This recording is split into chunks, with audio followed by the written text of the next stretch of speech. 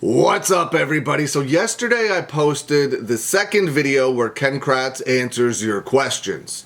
Those questions were submitted by ex-user Vegas Ranger. I will link their account in the description below, so go give them a follow. They are a tremendous source of information regarding this case. I will also link the video below in case you're interested to see which 5 questions Ken Kratz answered and what he had to say. And I'm going to talk more about that at the end of this video.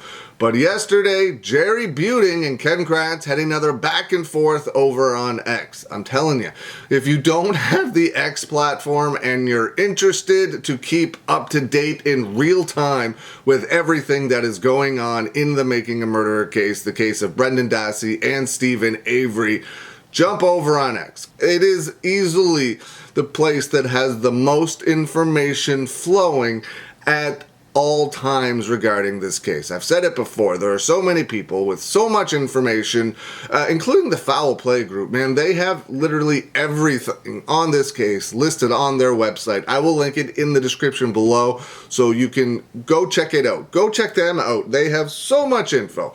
But Jerry Buting and Ken Kratz had a little back and forth yesterday over on X, and even though I suggest everybody get the X platform just because of this case, I know nobody wants it. I know it is a big, not everybody likes what goes on over there, so I will continue to bring it over here. Don't worry, that's never going to change for the people that have no plan on ever getting the X platform.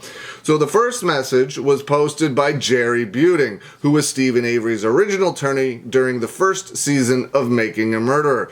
He said this: given disgraced former DA Ken Kratz's unhinged recent rants, shouldn't he change his Twitter handle from uncanceled to Kratz off the wagon? Should someone tell him drowning his guilt over convicting innocent people won't work? Hashtag I believe 15 women. Hashtag free Steven and Brendan at Zellner Law. And it didn't take long. I was fully expecting to see a response by Ken Kratz. I just didn't know how long it was going to take. Ken Kratz responded with this, and then he responded to me directly with another message, and I will put them both, I'll put everything up on the screen just like I always do. He says this: does this mean you've peeked out from under the covers long enough to publicly discuss some stuff? Today's public defender reminder about not sharing details about your murder clients that are not generally known to the public when writing your books after the case. I wonder if the same scrutiny applies to attorneys who make movies about their murder clients or spread their same best lawyer ever stories with America, Canada, Europe, and Australia audience about their clients that are definitely behind the scenes. The attorney in today's cautionary tale had his license revoked given the psychological impact this book that nobody read had on his client that nobody heard about. Of course, there was no psychological impact your client felt when the most gut-wrenching weight in his life, while the jury held his life in their hands during deliberation, his defense lawyer produced the camera he had smuggled into the jail and filmed that exploitive exchange, so that many millions of Making a Murderer fans could feel what poor Stevie felt. You have to pretend felt nothing. And other recently raised topics I'd like to discuss publicly with you. How about it? Want to show your worldwide fans how you wiped the floor with me? Contact allegedly a show. He'll know how to set it up. That's me. Man, I would do that in a heartbeat if everyone was interested. But then Ken Kratz posted this. This was posted on Point, Wisconsin State Public Defender. It was posted April 26, 2024. So really recently. OLR versus Roger G. Mary. Decision of the Wisconsin Supreme Court. Although the true crime genre remains as big as ever, SCOW reminds lawyers to exercise caution in this area when dealing with one's own case. The attorney in this disciplinary case represented a client in 2006 with respect to a prosecution for first-degree intentional homicide. In 2013, he decided to write a book about the case and asked his client to sign a waiver. So I guess that's what Ken Kratz's message on X was about. I'm not even going to pretend that I know the rules about writing books as a lawyer on cases you've handled in the United States or anywhere else across the world, but so many people have written books, prosecutors, defense attorneys. It's not an uncommon thing. I don't know the process that goes involved in it, but it's not like Jerry Buting is the only defense attorney to ever write a book, man. Almost probably every attorney that has ever handled a high-profile case has written a book about the case. Ken Kratz, as the prosecutor, also wrote a book in the case. I don't know if there's supposed to be a difference between the defense and the prosecution being able to write books. I have no idea how that works, but I would think what's good with one is good with the other. I would think that as the lawyer in the case, if you come to some sort of agreement with your client, then that should be okay. Apparently it's not. I don't know, but I don't think anything new. I don't think that's anything shocking. I think that's a thing that happens all of the time. Maybe Ken Kratz is trying to specifically bring something up without actually mentioning it.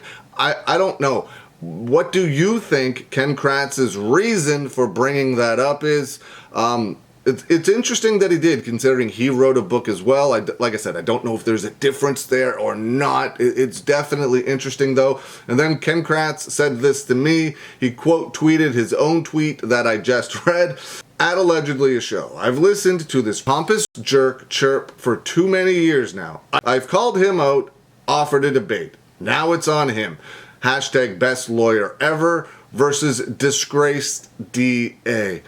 So, best lawyer ever, of course, is Jerry Buting. Disgraced DA, he's referencing himself, Ken Kratz. That would be something. I don't know. I mean, that would be something that I am sure a ton of people would love to see. I'm surprised with the popularity that Netflix got from Making a Murderer that they were never able to put this together. I'm sure if they were to put together some sort of special, like they did when Tiger King exploded onto Netflix, they had somebody that did some sort of like review series or episode. I can't remember how many episodes it was. It may have only been one or it was a couple. I don't remember, but they did a review before season 2 aired of Tiger King. They could do something like that. They could go over, this is what happened, this is what has happened since.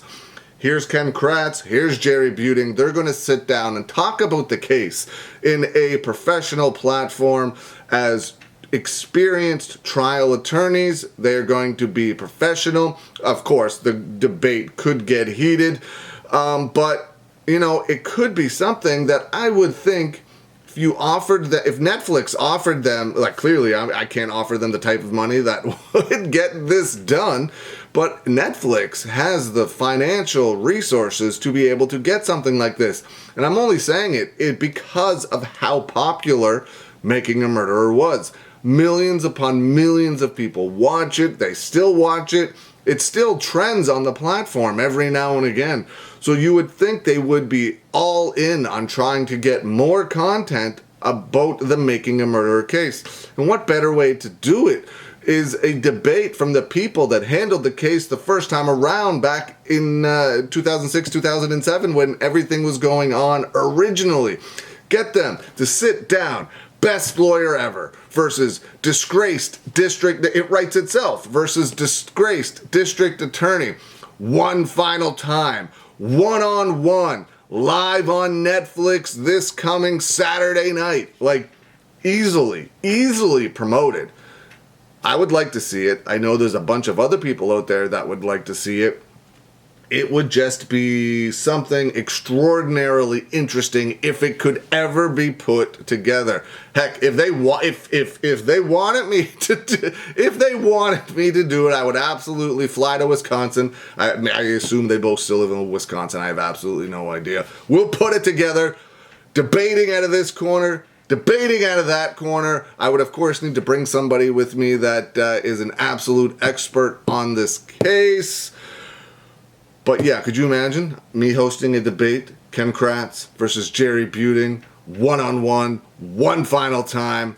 Lay it all out on the table. Let's go. Okay, that would be incredible. So what I'm going to talk about now is a comment that I've gotten a lot. I'll put it up on the screen. Sorry, but I gotta ask. You do know that he's using you, right? I don't know what people think. I mean, it doesn't. This is a weird one for me. Maybe there's a lot of people out there, and I mean, I know there clearly is. There's a lot of people out there that would go into this head first and not realizing that somebody has an agenda. It could be that there's a mutually beneficial agreement between all three people that are doing this arrangement with Ken Kratz. A lot of people out there are saying he's just using you for your platform. Of course he's using me because I have the platform, but that's where it ends. It is my platform. It does have a lot of people on it, but again, it's my platform. I control what I say. I control what I put out there. I control absolutely everything. I control what I say and don't say in regards to what Ken Kratz puts out there. I'm covering it. I don't have to come out here and say anything I don't want to say. Nobody will ever tell me what I can or can't say on my own YouTube channel. He's going to have a platform, whether I give it to him or not. He can have his own YouTube channel. He can have his own X account. He will always, anybody that wants to be heard in this day and age will always find a way to be heard, whether someone like me, someone like you, or somebody else gives them that platform. I control everything. I don't have to come out here and say anything I don't want to say. Nobody is ever going to make me say or do anything I don't want to do. I control what I say. I control the tone of the video. I control the things I say in the video. I control the things I read from what Ken Kratz submits to put in the videos. There is nothing coming out that I don't want to say or do. It's weird that people, I understand that nobody wants him to have a platform, so they're trying to take these little jabs and try to get me to stop. There is nobody that will ever get me to do something I don't want to do. I know a lot of people, I know everybody, I was going to say a lot of people, I know none of you, zero of you know me in real life. But the person sitting here talking right now knows exactly what they are doing. Everybody has to trust the process. There's nobody. And I get it. It's because nobody knows me. To think that somebody is just going to come right out or outright and be able to use me without me also benefiting from it, without me allowing it to happen for specific reasons, it's bizarre to me. But again, I know it's because nobody actually knows me. But trust me, nothing is happening that I don't want to happen. It's never going to happen. I appreciate it. I understand it, but it's never going to be a thing. Not with me anyway. I will always control 110% of the narrative I put out there on my platforms. Always. Anyway, what do you think of the back and forth between Jerry Buting and Ken Kratz? Do you think they will ever debate? Do you think there's a platform out there that could host this debate? Let me know. Leave some comments below. I hope you're having a good day, and I will see you again soon.